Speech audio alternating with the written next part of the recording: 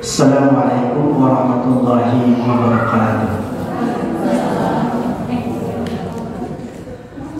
Alhamdulillahilladzi anzala sakinata fi qulubil mu'minin liyazdadu imanan ma'a imanihim. Asyhadu an la ilaha illallah wahdahu la syarika lah wa asyhadu anna Muhammadan abduhu wa rasuluhu la nabiyya ba'da. Allahumma shalli wa sallim ala sayyidina Muhammadin wa ala alihi wa ashabihi wa man tabi'ahu bi ihsanin ila yaumiddin. Amma ba'd. Qala Allah ta'ala fil Qur'anil Karim, a'udzu billahi minasyaitonir rajim. Bismillahirrahmanirrahim. Fa'lam annahu la ilaha illallah wastaghfir li dzambika walil mu'minina wal mu'minat wallahu ya'lamu mutaqallabakum wa maswaakum. Al-ayat. Quran surat Muhammad surat ke-47 ayat ke-19. Kalau mau dibuka silakan. Ahwan billah rahimakumullah. Puji serta syukur layak dan pantas kita haturkan kehadirat Ilahi Rabbi Allah Azza wa Jalla, Zat yang telah melimpahkan amanah kepada kita semuanya, Zat yang telah memberikan tugas dan tanggung jawab untuk kita laksanakan di muka bumi ini. Allah pula Zat yang telah memberikan fasilitas hidup kepada kita. Allah telah menganugerahkan berbagai kenikmatan, baik nikmat lahir maupun nikmat batin, terutama nikmat iman dan Islam yang ada di dalam diri kita. Allah pula Zat nanti di yaumil akhir, Zat satu-satunya yang akan meminta pertanggungjawaban sejauh mana segala fasilitas hidup yang telah kita rasakan, nikmat yang telah kita terima dari Allah Subhanahu wa Ta'ala mampu kita jadikan alat, kita jadikan wasilah dalam rangka beribadah kepada Allah Subhanahu wa Ta'ala. Satu kebahagiaan bagi kita ketika Allah memberikan nikmat kepada kita, mampu kita jadikan alat, jadikan wasilah dalam rangka beribadah kepada-Nya. Salawat serta salam mudah-mudahan senantiasa mengalir, lestari, abadi pada suri tauladan kita semuanya, Nabiullah Muhammad sallallahu alaihi wasallam. Beliau sosok manusia insan pilihan Allah yang telah memberikan keteladanan kepada kita bagaimana melaksanakan tugas dan tanggung jawab sebagai seorang manusia di muka bumi ini. Sehingga patut kita menapak tilas kembali, menteladani kembali apa yang telah Rasulullah contohkan kepada kita. Apalagi beliau merupakan sosok yang telah ditetapkan oleh Allah Subhanahu wa Ta'ala sebagai uswatun hasanah bagi kita. Laqad kana lakum fi Rasulillahi uswatun hasanah. Hanya contoh yang telah beliau contohkan, ketika kita mampu mengikutinya, insya Allah akan mengantarkan kita kepada keselamatan baik di dunia maupun di akhirat. Mudah-mudahan kita pun nanti di yaumil akhir mendapatkan syafaat dari Rasulullah sallallahu alaihi wasallam. Akhwat billah rahimakumullah, alhamdulillah berkat qudrat dan iradat dari Allah Subhanahu wa Ta'ala, dalam kesempatan kali ini kita bisa bermuajahah, bersilaturahim dalam kajian Sistem Billah. Dalam kesempatan kali ini mengangkat satu tema berkaitan dengan ma'rifatullah. Pernah mendengar tentang ma'rifatullah? Ada yang tahu apa arti lughat dari ma'rifatullah? Ada berapa kata itu dari kata ma'rifatullah? Ada yang tahu? Ada dua, ya. Yang pertama ma'rifat, yang kedua adalah Allah Subhanahu wa Ta'ala. Jadi ketika berbicara ma'rifatullah, ini bahasan yang fundamental, bahasan yang penting, bahasan pokok atau masalah usul di dalam agama. Jadi pembahasan ma'rifatullah tidak bisa didetailkan, dibereskan hanya dalam durasi waktu 1 jam. Ketika pembahasan ma'rifatullah, pembahasannya sangat luas dan mendalam, dan itu penting untuk kita pahami sebagai seorang muslim.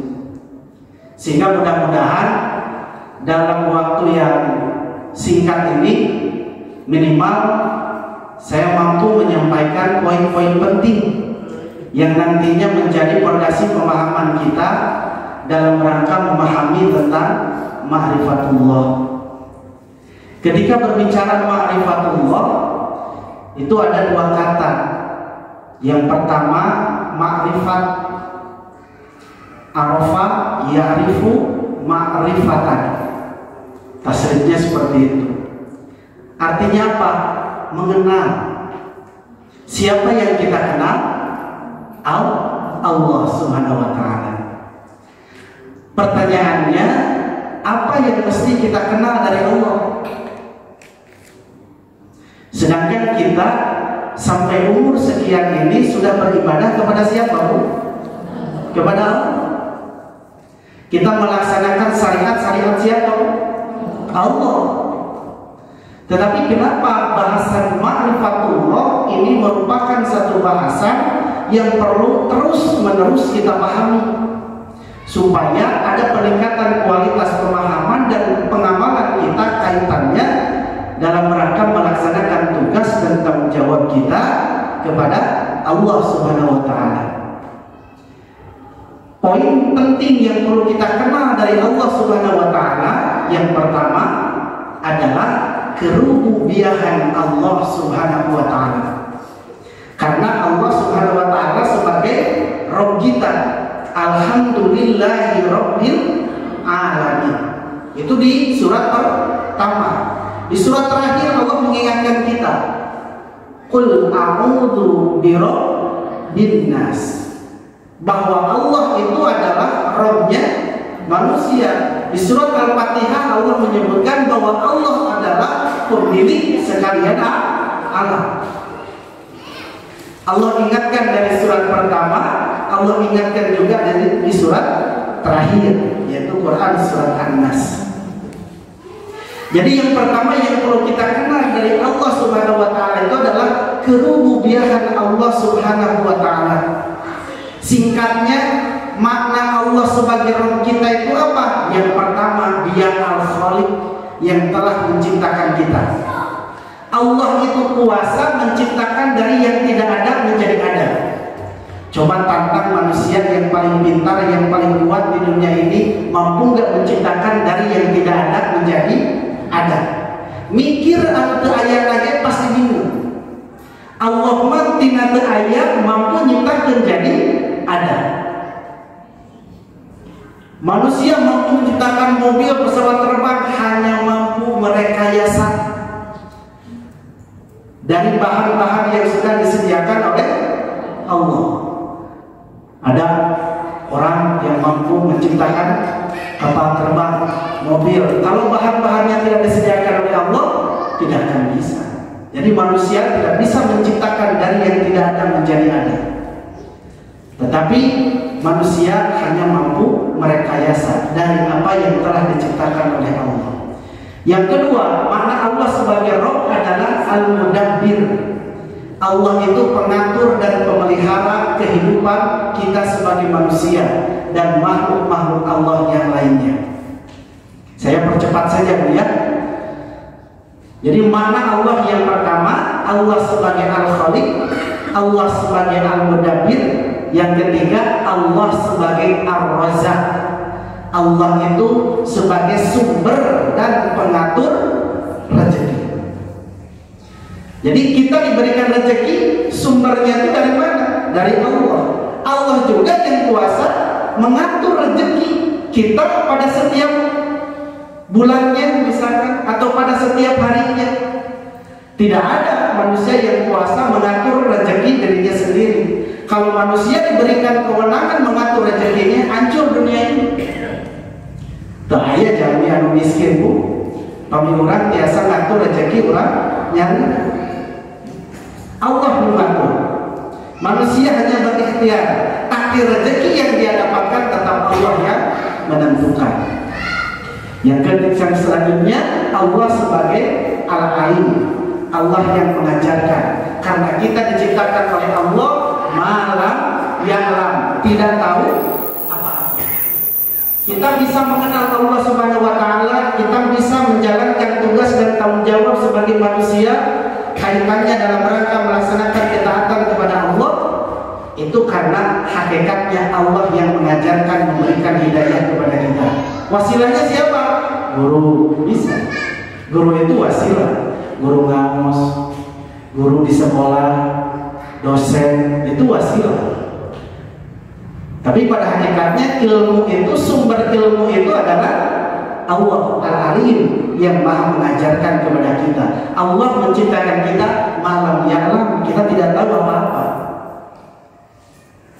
Yang diwajibkan kepada kita itu adalah tolabul ilmi, mencari ilmu itu. Itu secara singkat makna Allah sebagai rububiyah kita. Yang kedua, apa yang perlu kita kenal, yakni Allah sebagai uluhiyah kita. Tujuan dari ibadah kita semuanya harus diarahkan kepada Allah Subhanahu wa taala. La ma'budu illallah. Tidak ada tujuan ibadah manusia kecuali semua itu harus diarahkan kepada Allah Subhanahu wa taala. Yang ketiga adalah asma wa sifat Allah. Asma, nama-nama Allah yang harus kita ketahui, yang dijelaskan oleh Allah di dalam Al-Qur'an. Kita kenal ada Asmaul Husna. Itu nama-nama Allah Subhanahu wa taala. Ada sifat-sifat Allah, ada sifat wajib bagi Allah, ada sifat mustahil bagi Allah. Kapungkur paminten pami nuju ngaos nuju alit kantos ngadangu pami di masjid ayana doman wujud kidam bako mukhalafatu lil hawadisi qiyamuhu binafsi wahdaniyah qudrat irada ilmu hayat sam'ah basar kalam qadirun muridah. Sifat wajib bagi Allah semuanya harus kita pahami satu persatu. Makanya tadi kenapa pembahasan tentang ma'rifatullah yang tidak akan beres ketika dijelaskan dalam durasi yang 1 jam. Minimal tadi saya mengenalkan terlebih dahulu. Ketika tadi mengenal Allah, apa yang perlu kita kenal? Yang pertama tadi apa? Kerububiyahan Allah Subhanahu wa taala. Yang kedua, keuluhiyahan Allah Subhanahu wa taala. Yang ketiga, asma wa sifat dari Allah Subhanahu wa taala. Dan itu kita pahami bukan hanya sekedar teoritis. Bukan berarti saya menyalahkan bahwa Asmaul Husna dan sifat Allah yang 20 itu perlu kita hafalkan. Tetapi apalah gunanya kita hafal Asmaul Husna, sifat Allah yang 20 tapi tidak aplikatif dalam kehidupan kita. Ketika kita mengucapkan Allahu Akbar, berarti siapa yang perlu dibesarkan, diagungkan dalam kehidupan kita? Allah. Selain Allah, kecil. Termasuk kita. Kita itu hina, kita itu lemah, kita itu kecil. Yang besar dan maha besar itu adalah Allah Subhanahu wa taala. Ketika kita sholat Allahu Akbar, artinya tidak ada sesuatu di luar Allah yang perlu kita akbarkan di dalam kehidupan kita. Ketika kita sholat, ketika kita membaca takbiratul ihram, apa yang teringat di dalam benak kita kira-kira? Ketika kita sholat, Allahu Akbar. Terkadang pikiran kita kemana-mana, ya. Pas Allahu Akbar, kan orang Allahu Akbar, cara pohon dari aja yang lebih dari sholat. kunci kakantun di mana yang baik. Ya. Jadi kami kurang hilap sholat, insya Allah bakal pernah. Jadi bukan Allahu Akbar, Allahu Akbar itu harus betul-betul aplikatif di dalam kehidupan kita. Jadi inilah yang 13 tahun dikenalkan, dilakukan oleh Rasulullah ketika Rasulullah masih di Mekah. Rasulullah berdakwah di Mekah selama 13 tahun. Apa yang dilakukan oleh Rasulullah adalah bagaimana Rasulullah mengenalkan Allah kepada para sahabat, sehingga para sahabat betul-betul antara dirinya dengan dunia itu ada hijab. Yang dia pentingkan itu adalah bagaimana melaksanakan ketaatan kepada Allah Subhanahu wa taala. Siti Khadijah as-sabiqunal awwalun, orang yang pertama membenarkan Islam. Siti Khadijah. Siapa Siti Khadijah, Bu? Istri Rasulullah. Ketika beliau di menjelang sakaratul mautnya pernah berkata, "Ya Rasulullah, ketika nanti aku sudah meninggal dunia dan engkau masih membutuhkan tulang belulangku, maka galilah kuburanku, pakailah tulang belulangku. Untuk apa? Mendukung dakwahmu, wahai Rasul." Ya. 2/3 kekayaan Mekah itu sebenarnya milik Siti Khadijah. Beliau itu bangsawan, beliau itu dermawan, kaya raya, pebisnis. Bahkan Rasul juga menjadi pedagangnya Siti Khadijah ketika beliau belum menikah. Tetapi hartanya habis. Dia ketika sakaratul maut meninggal dunia itu hanya memakai baju, kalau tidak salah ada 83 tambalan. Itu seorang dermawan, seorang yang kaya raya, hartanya habis untuk Islam pada saat itu. Apakah ada kerugian di dalam dirinya? Karena Rasul pernah bertanya, "Wahai istriku, apakah kau rugi menikah denganku? Apakah kau rugi berpasangan denganku? Karena engkau dulu itu seorang bangsawan, tetapi engkau ketika menikah denganku hartamu habis untuk dakwah." Tidak ada kata merasa menyesal. Beliau itu menikah dengan Rasul. Terbalik. Kenapa Siti Khadijah itu nggak ada rasa penyesalan? Dia mendukung dakwahnya Rasulullah. Al-Quran menjelaskan mimma arafu minal haq. Ada kata arafu di sana. Artinya Siti Khadijah sudah ma'rifat kepada Allah Subhanahu wa taala. Kita lihat Ummu Sumayyah. Siapa Bu Ummu Sumayyah? Ada yang pernah mendengar Ummu Sumayyah? Kalau baca di dalam sahabat wanita as-sabiqunal awwalun, Ummu Sumayyah itu adalah darah mujahidah pertama yang mengalir di muka bumi ini. Beliau meninggal ditombak maaf dari dulurnya. Ya. Kenapa?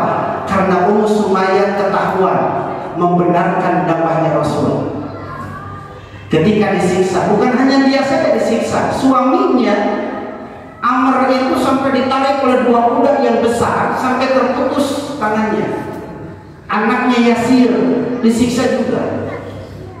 Dia dipaksa oleh pembesar Quraisy pada saat itu mengatakan, "La ta'uzza manat hubal, kembali engkau kepada kemusyrikan." Apa yang dikatakan oleh Ummu Sumayyah yang sudah tua renta? "Saya tidak ridho mengotori lisanku dengan kalimat-kalimat musyrik." Ada sahabat yang ngasih laporan ke Rasul, "Ya Rasulullah, keluarga Yasir sedang disiksa." Rasulullah belum memiliki kekuatan pada saat itu, hanya berdoa kepada Allah. Dan Allah mengutus Jibril menyampaikan kabar gembira kepada Nabi Muhammad. "Wahai Muhammad, sampaikan kepada Ummu Sumayyah, surga sudah menanti dia." Kenapa Ummu Sumayyah yang sudah tua renta tidak rela dia mengucapkan kalimat-kalimat kemusyrikan, padahal ucapkanlah gitu ya, gampang mengucapkan kalimat-kalimat musyrik, la ta'uzza wa nakuba, karena dia telah makrifat kepada Allah Subhanahu wa taala. Ada lagi Ummu Khansa. Ummu Khansa itu pernah dengar juga? Suka baca sirah sahabat wanita Rasulullah? Wah, itu militansi sekali sahabat Rasulullah itu. Ummu Khansa itu ketika dia belum masuk Islam, dia ditinggal mati oleh saudara tirinya. Dia itu sampai meraung-raung gitu, ditinggal oleh saudara tirinya itu. Wah, sampai meratap gitu. Dia ditinggalkan saudara tirinya. Tetapi ketika dia sudah masuk Islam, dia memiliki 4 putra yang pada satu peperangan yang diperintahkan oleh Rasul, 4 putranya itu dia suruh untuk pergi ke medan perang, dan 4-4-nya itu syahid di dalam perang tersebut. Datang orang yang memberikan kabar kepada Ummu Khansa, wahai Ummu Khansa, ke-4 anakku sudah meninggal dunia syahid di medan perang. Apakah meraung-raung Ummu Khansa? Tidak. Padahal dia ditinggalkan oleh 4 anaknya. Apa yang diucapkan? Alhamdulillah, Allah sudah memberikan kemuliaan kepadaku memiliki anak yang syahid di medan perang dalam rangka membela agama. Kenapa? Waktu dia jahiliyah, ditinggal anak saudara tiri dia saja sampai meraung-raung. Tapi ketika dia sudah kenal Islam, 4 anaknya meninggal dunia pada saat itu syahid di medan perang. Yang terucap adalah Alhamdulillah. Kenapa? Mimma arafu minal haq, karena dia sudah kenal pada Allah. Ummu Sumayyah ketika disampaikan oleh sahabat, wahai Ummu Sumayyah, surga sudah menantimu. Ya Rasul, surga sudah ada di kelopak mata saya. Saking makrifatnya kepada Allah Subhanahu wa taala pada saat itu. Sehingga seberapa penting kita harus mengenal Allah Subhanahu wa taala, sampai ketika seorang muslim mampu mengenal Allah, dia sudah terhijab dengan dunia. Hanya ada satu kepentingan yang dia laksanakan, setiap desak napasnya, detak jantungnya, derap langkahnya, hanya untuk melaksanakan ketaatan kepada Allah. Kita mungkin beribadah sudah berapa tahun sampai usia kita sekarang ini, tetapi yang menjadi pertanyaannya, seberapa besar kualitas pengenalan kita terhadap Allah Subhanahu wa taala. Urang ibadah doa ini aya kalana hoream. Malas. Atuh dah. Panyawat ada atuh dah. Atuh dah abdi nuju apa? Hayu aya kajian sistem pilah. Aduh. Abdi aya acara. Ketika ditanya seberapa penting kita mengenal Allah Subhanahu wa taala, itu sangat penting sekali. Yang pertama bisa dibaca di dalam surat Muhammad ayat 19. Fa'lam annahu la ilaha illallah. Fa'lam di sana adalah kalimat perintah, fi'il amr. Setiap fi'il amr itu hukumnya wajib. Apa yang wajib? Di sana fa'lam, ilmuilah oleh kamu, carilah oleh kamu, analisalah oleh kamu, kajilah oleh kamu apa? La ilaha illallah. Tidak ada ilah kecuali Allah Subhanahu wa taala. La matluba illallah. Hidup ini tidak ada yang patut kita cari kecuali ridho Allah. La maqsuda illallah. Tidak ada yang kita tuju dalam hidup ini kecuali Allah. La ma'buda illallah. Tidak ada yang jadi tujuan ibadah kita kecuali Allah Subhanahu wa taala. Wajib hukumnya. Sehingga Imam Ali bin Abi Thalib dalam salah satu asarnya mengatakan awwaluddin ma'rifatullah. Awalnya berdinul Islam itu harus diawali dari mengenal Allah Subhanahu wa taala. Seseorang bisa saja melaksanakan kewajiban berislam tanpa mengenal Allah, tetapi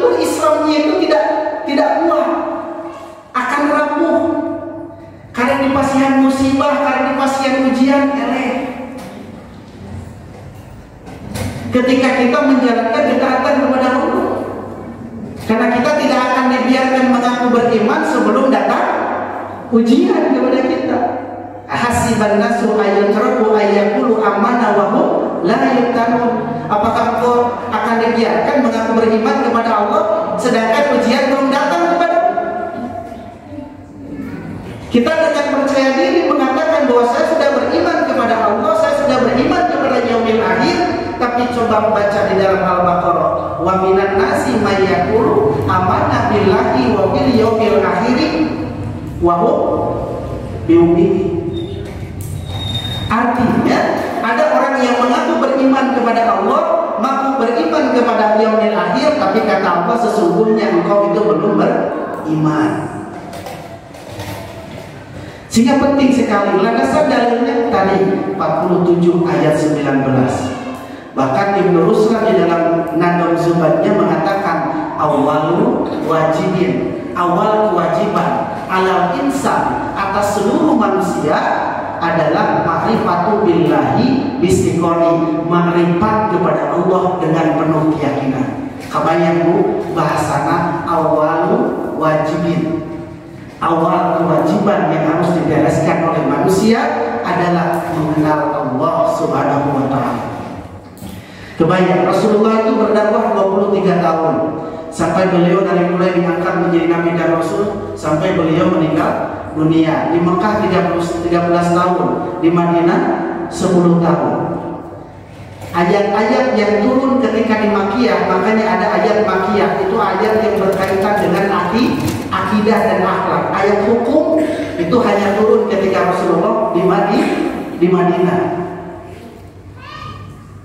Ketika Rasulullah, sehingga bahasanya kalau ayat Makkiyah itu cirinya ya ayyuhan nas. Kalau ayat Madaniyah yang turunnya di Madinah itu ya ayyuhalladzina amanu.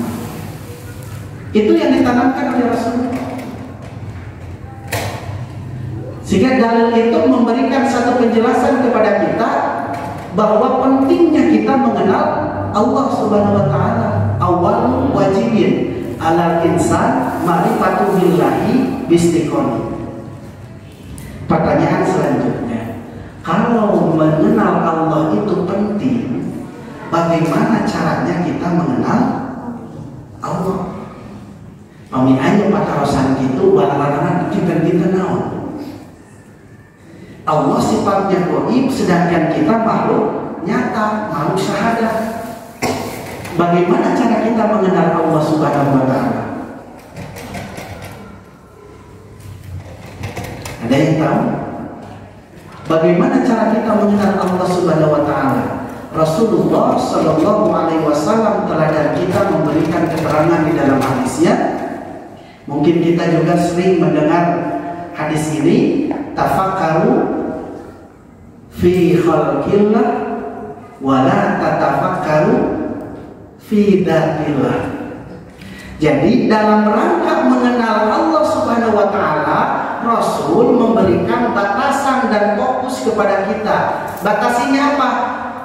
Tafakurilah penciptaan Allah. Wala tafakkaru fi dzatillah, dan janganlah engkau berpikir tentang zat Allah. Kita jangan coba-coba memikirkan tentang zat Allah. Asaku penasaran di masyarakat hari Allah teh istri kata Nabi pamangkeunnya. Allah teh kaset atau geulis. Ketika di dalam pikiran kita ada pikiran-pikiran seperti itu, stop, jangan dilanjutkan.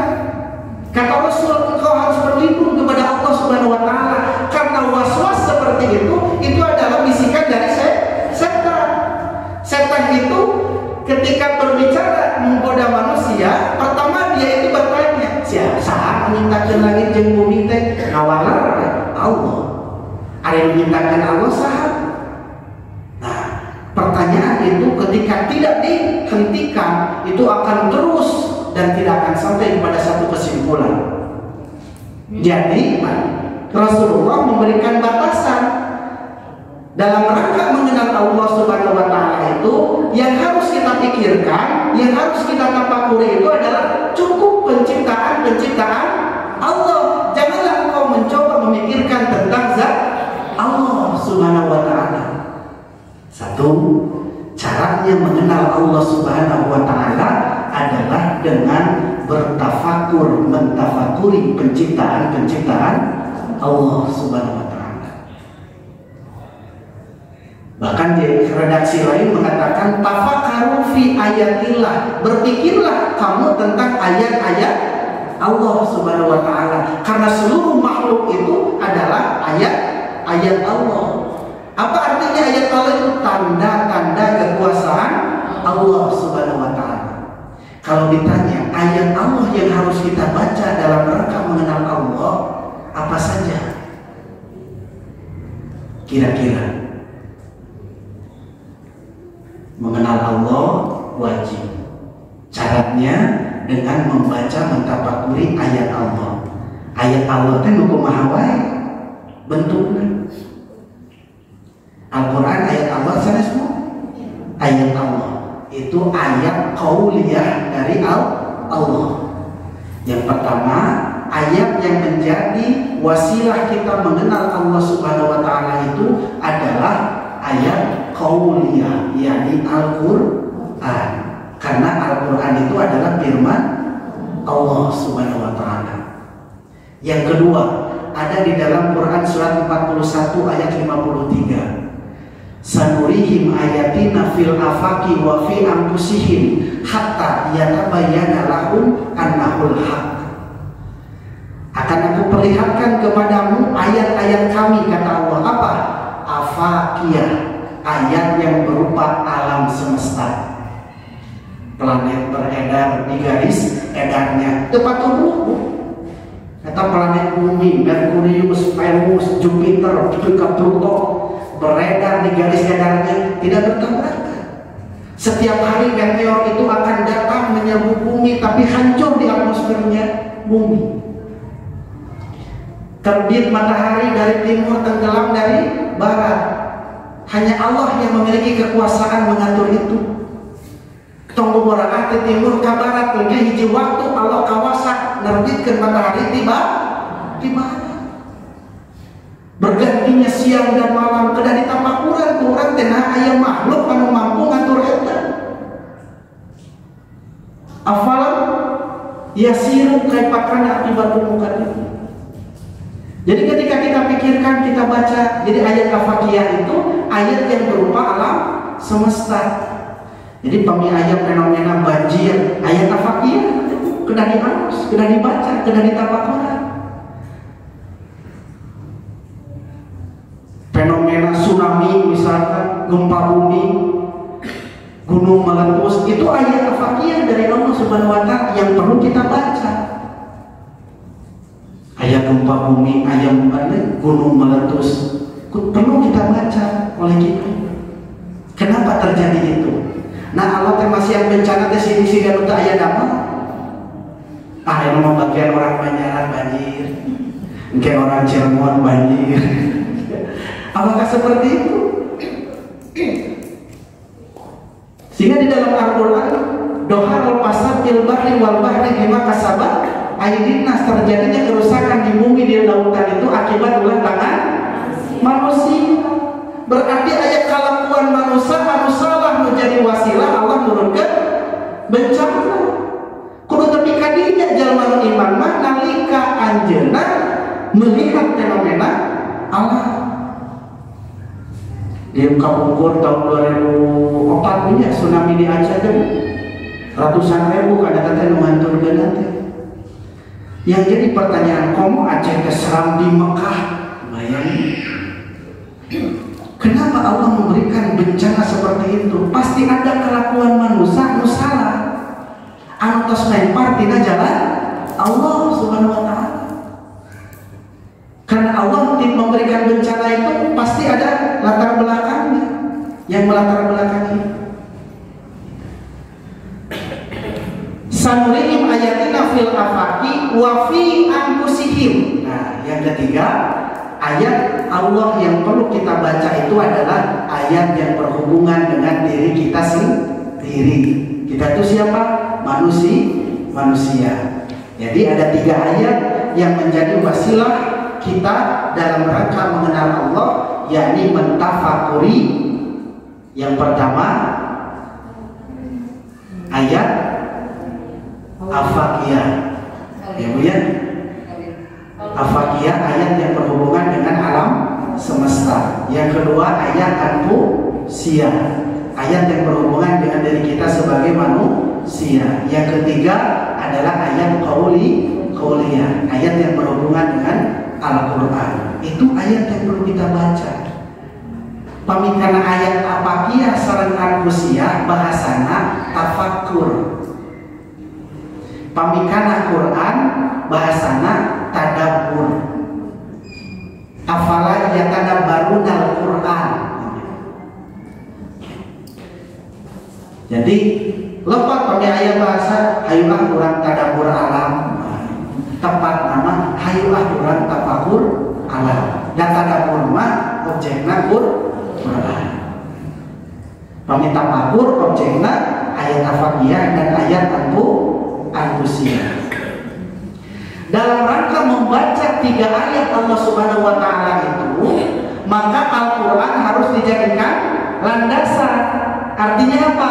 Ketika kita baca ayat Al-Faqiyah, maka kita harus dilandasi oleh ayat Qauliyah. Ketika kita baca ayat Anfusiyah, maka Al-Quran ayat Qauliyah harus menjadi landasan. Karena fungsi Quran adalah penjelas, al-bayan. Contoh tadi, kita lihat fenomena alam, misalkan tsunami. Bagi orang yang beriman, tidak cukup dia itu hanya mendapatkan penjelasan dari ahli geofisika, ya, terjadinya tsunami itu disebabkan oleh bla bla bla bla. Tetapi bagi orang yang beriman, kaitkan dengan Quran. Al-Quran telah menjelaskan, ada ayat yang mengatakan doa wal fasad fil barri wal bahri bima kasabat aydin nas. Oh, geningnya Allah masihan bencana tsunami dan ada ulah tangan manusia yang melatar belakangi Allah memberikan bencana itu. Jantan nama kaimannya. Urang kapungkur sakola aya buku fisika, aya buku biologi. Eta buku biologi dan buku fisika itu teh hasil dari penelitian para ahli. Betul nggak Bu? Ya.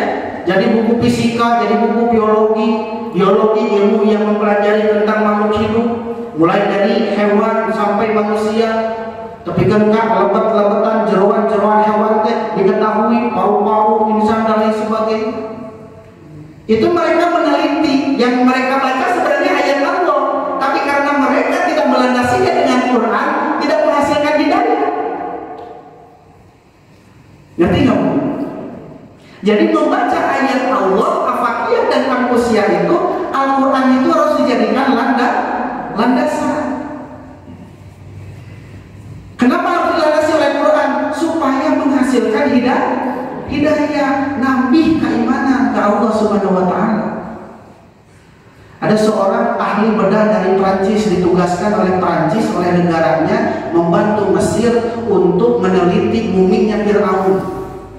Ketika dia membedah jasadnya Fir'aun, itu terdapat kandungan garam di dalam jasad Fir'aun, sehingga dia menyimpulkan betul bahwa Fir'aun itu meninggal dunia, itu dia tenggelam di tengah lautan, ya.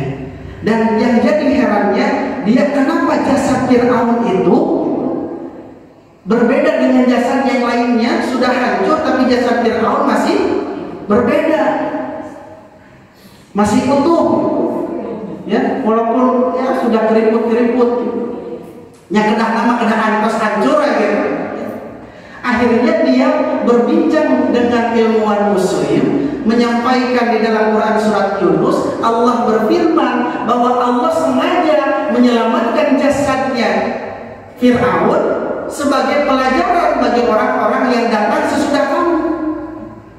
Artinya pelajaran kalau orang tak eta jami anu taat ke Allah teh, jami anu nganggap dirina Tuhan, anak ruhul Allah, saya ruh maha tinggi. Fir'aun bahkan nganggap dirina Tuhan. Wahai Musa, Tuhan anjeun bisa ngahidupkeun jeung bisa mematikan saya, yang bisa. Dipanggil dua rakyatnya, satu dibiarkan hidup, satu dia matikan, dia bunuh. Tuh, saya gak bisa. Satu dibiarkan hidup, saya bisa menghidupkan. Satu dia bunuh, saya bisa mematikan. Anna rabbukumul a'la, dia tenggelam di tengah lautan. Bahkan disampaikan, dijelaskan ketika dia tenggelam di tengah lautan, dia mengatakan anna rabbukumul a'la, saya yakin atau saya percaya karobna katuhana anu disembahku Nabi Harun dan Nabi Musa. Tapi sudah terlambat. Akhirnya dia ilmuwan tersebut menyimpulkan ada satu kekaguman. Al-Quran 14 abad yang lalu telah menyampaikan kepada umatnya tentang penyelamatan jasadnya Fir'aun masuk Islam. Ada seorang ahli neurologi, seorang ahli saraf otak manusia. Dia itu meneliti bahwa ada saraf otak manusia yang tidak teraliri oleh darah. Padahal seluruh saraf otak manusia itu harus teraliri oleh darah supaya bisa berjalan optimal. Tapi dia temukan ketika umat Islam sedang sujud, itu adalah posisi seluruh saraf otak manusia itu teraliri oleh darah. Dia masuk Islam. Artinya kita baca ayat Allah, ayat Al-Qudsiyah, ayat Al-Fatihah, ketika itu dilandasi oleh ayat qauliyah Al-Quran akan menghasilkan hidayah. Banyak orang ahli fisika, ahli kimia, ahli biologi, ketika dia meneliti ayat Allah tidak dilandasi oleh Al-Quran, lempeng, tidak menghasilkan hidayah, karena Quran fungsinya sebagai penjelas. Nah, sama halnya kita. Nabi Muhammad kapungkur bertahanus di Gua Hiro, menyendiri di Gua Hiro, pamiab di naros kaidu. Penyebabnya naon eta Rasulullah makin jeung bertahanus di Gua Hiro. Kinten-kintenan menyendiri di Gua Hiro sampai Siti Khadijah itu mengirimkan makanan. Penyebabnya adalah Nabi Muhammad dengan fitrahnya yang suci, dia melihat fenomena masyarakat jahiliyah yang suka bergumul dengan kebiasaan-kebiasaan jahiliyah, sehingga dia tidak kuat lagi melihat kelakuan, sikap, akhlak masyarakatnya pada saat itu, sehingga dia bertahan di Gua Hiro. Yang dia baca apa? Masyarakat itu adalah kumpulan manusia. Manusia itu apa? Ayat Allah, ayat Al-Qudsiyah. Sehingga Nabi Muhammad pun membaca masyarakat pada saat itu, sehingga dia bertahan di Gua Hiro dan dia diangkat menjadi Nabi dan Rasul. Wa wajadaka dolan fahada, Allah angkat Muhammad menjadi Nabi dan Rasul. Pahadanya dari Allah itu karena dia sebelumnya melihat fenomena masyarakat. Ada lagi contoh Nabi Ibrahim. Nabi Ibrahim itu dulu melihat bulan, iya gitu, nunamina Tuhan teh. Melihat matahari ketika terbenam, itu mungkin gitu. Matahari itu apa, Tuhan itu hilang. Berganti bulan, oh iya, dan bulan pun menghilang, tidak mungkin. Nabi Ibrahim pun membaca ayat-ayat Allah Subhanahu wa Ta'ala yang dibaca fenomena alam pada saat itu oleh Nabi Ibrahim, sehingga kita patut mencontoh kedua nabi ini. Sebab di dalam Al-Quran kata uswatun hasanah hanya Allah berikan kepada dua nabi ini. Kepada nabi lain Allah tidak memberikan uswatun hasanah. Bahasa seperti ketika kepada Nabi Yusuf Allah bahasanya Ibro, semoga engkau bisa mengambil pelajaran dari Nabi Yusuf. Tapi kata uswatun hasanah seperti laqad kana lakum fi Rasulillahi uswatun hasanah, Allah hanya memberikannya kepada dua nabi, Nabi Muhammad dan Nabi Ibrahim. Sehingga mereka berdua pun itu tidak lepas, dia mentafakuri, membaca ayat-ayat Allah, sehingga Allah memberikan hidayah, petunjuk kepada beliau. Sehingga mulai dari awal mengenal Allah Subhanahu wa Ta'ala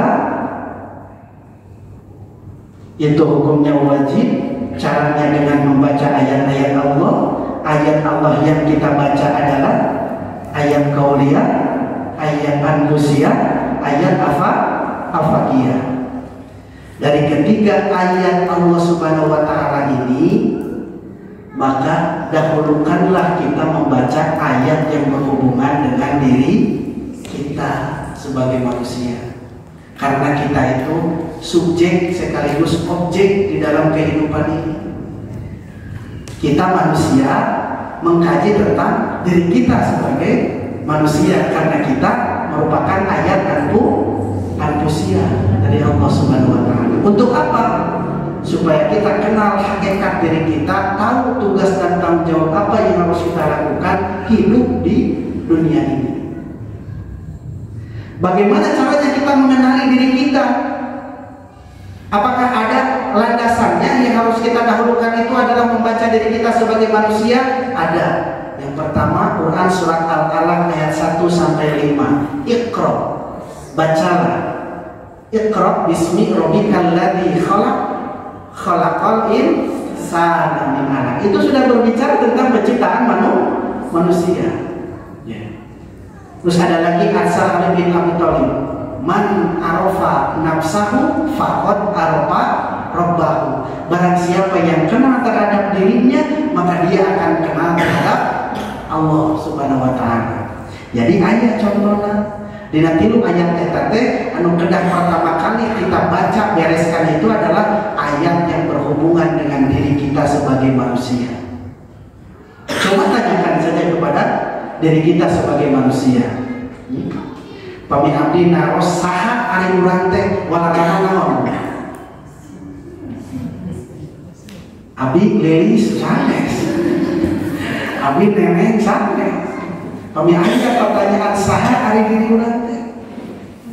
Kita akan mampu menjawab pertanyaan siapa diri kita ketika kita mampu menjawab dari mana asal kita. Pami aya pertanyaan di mana asal orang teh walaradan naon?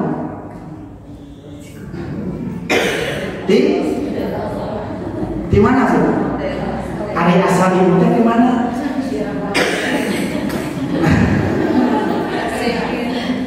Pami aya pertanyaan dari mana asal kita? Jawabannya apa Bu?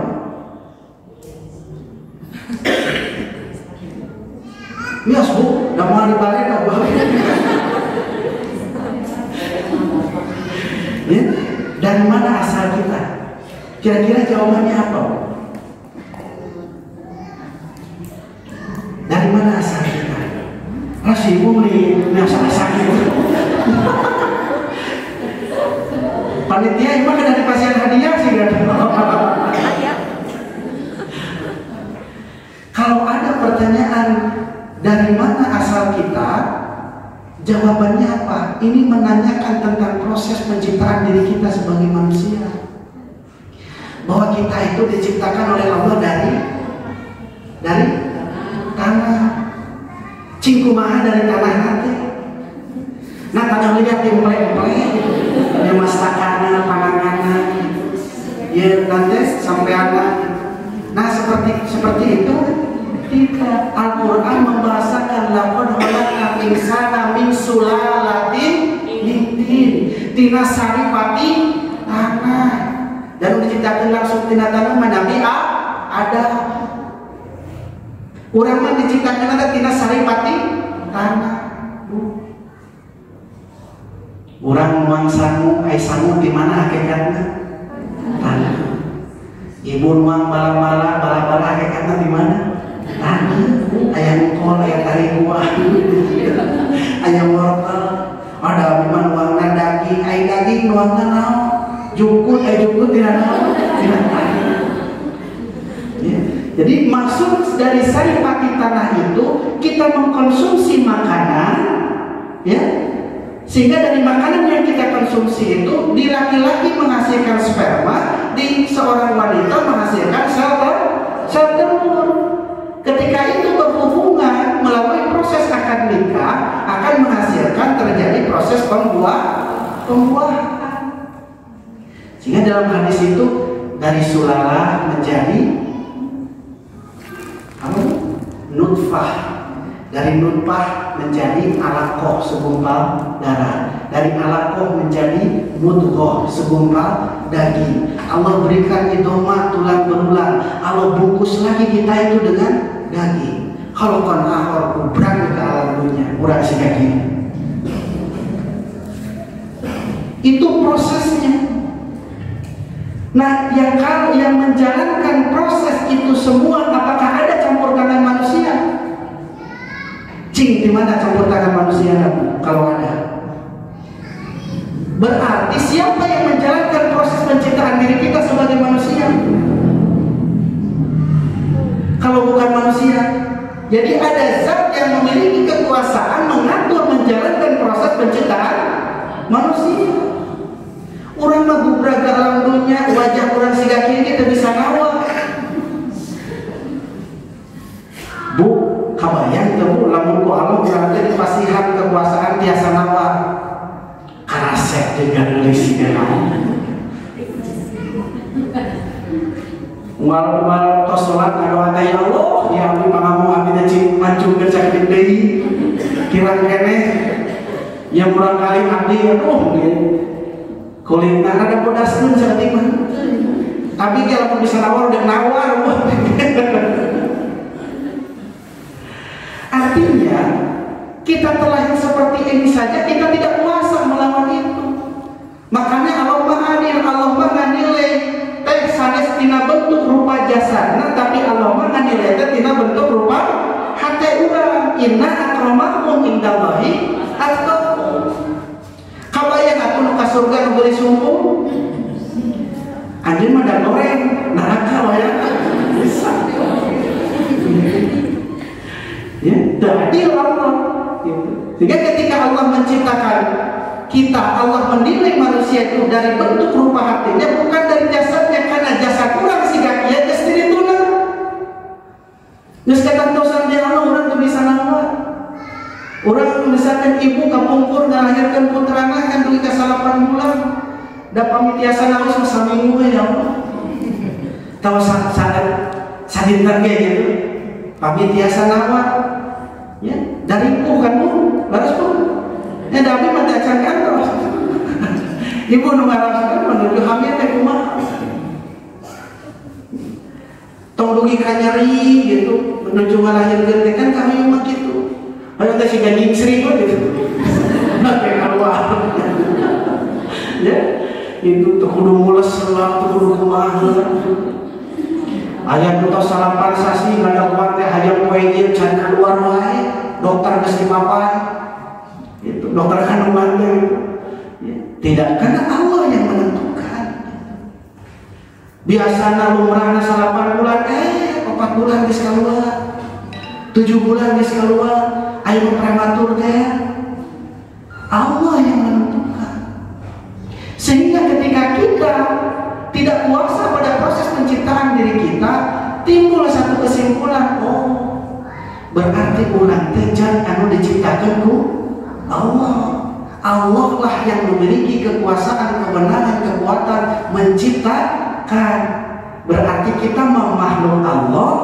Allah itu sebagai Al-Khaliq, zat yang telah menciptakan kita. Tugasnya makhluk ke Allah sebagai Al-Khaliq. Wa ma khalaqtul jinna wal insa illa liya'budun. Tugasnya makhluk ke Allah mah ibadah, ngabdi, taat, samina wa ata'na. Jadi pami aya jalmi alim ibadah geus lain jelema eta teh sebenarnya. Geus lain makhluk Allah sebenarnya. Da kodratna makhluk Allah mah ibadah 51 ayat 56. Wa ma khalaqtul jinna wal insa illa liya'budun. Lamun anjeun hirup di alam dunya teu daek ngabdi ka Allah, teangan jing. Mana di muka bumi ieu anu lain milik Allah. Lamun urang diusir kitu ku Allah da kirim ka mana? Ka Garut. Garut ge milik Allah. Pan urang tos diusir ku Allah kitu, jing teangan ka muka bumi ieu anu lain milik Allah. Tidak akan bisa. Jadi tugasna makhluk mah taat ibadah ka Allah. Lamun aya jalmi nu ngaku jalmi nu ibadah ka Allah, hakikatna eta lain jalmi deui lain makhluk. Tengah lewat itu bagi. Namun orang daik ibadah. Nah, tugas makhluk macam Allah Muhammad khalaqal jinna wal insa illa liya'budun, kecuali untuk mengabdikan diri kita kepada Allah. Istiqoni dengan penuh keyakinan.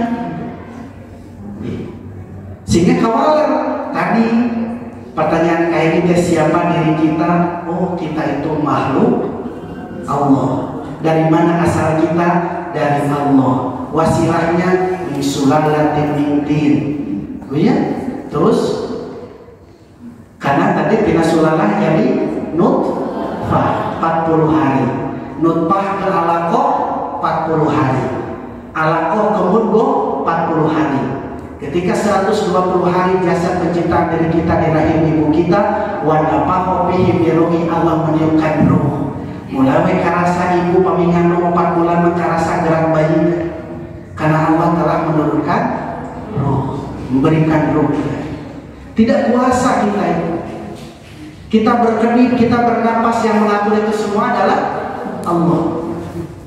Sistem pencernaan di dalam diri kita itu kan ada sistem pencernaan.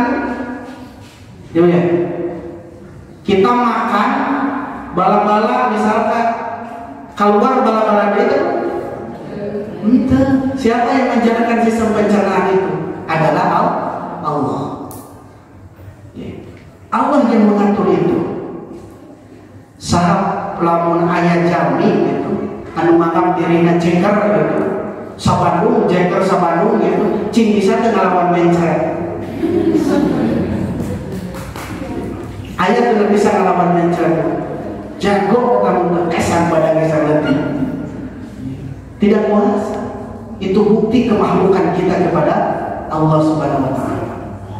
Pertanyaan selanjutnya, posisi kita di mana? Kita di dunia. Ad-dunya majra'atul akhirat. Dunia itu tamannya, ladangnya akhirat. Ketika kita nanti di akhirat ini memetik hasil, maka pandai-pandailah, rajin-rajinlah menanam amal di dunia ini.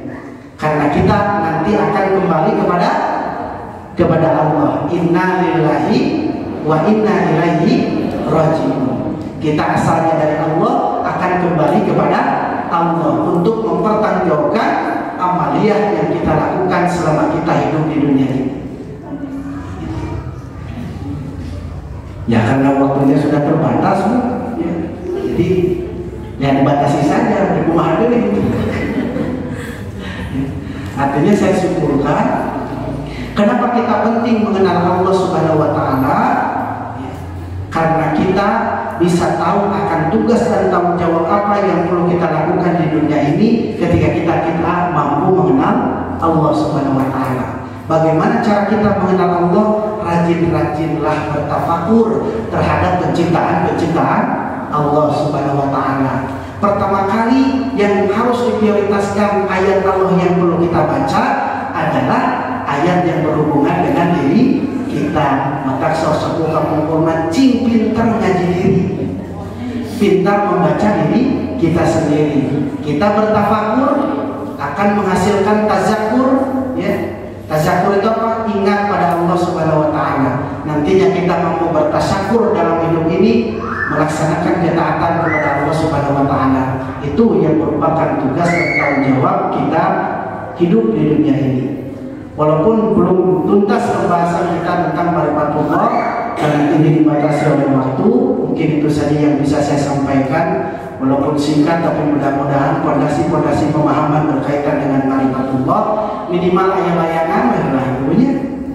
Kumaha mengenal Allah, cara dasarnya apa, kumaha cara mengenal Allah, efeknya kumaha lamun terkenal ke Allah.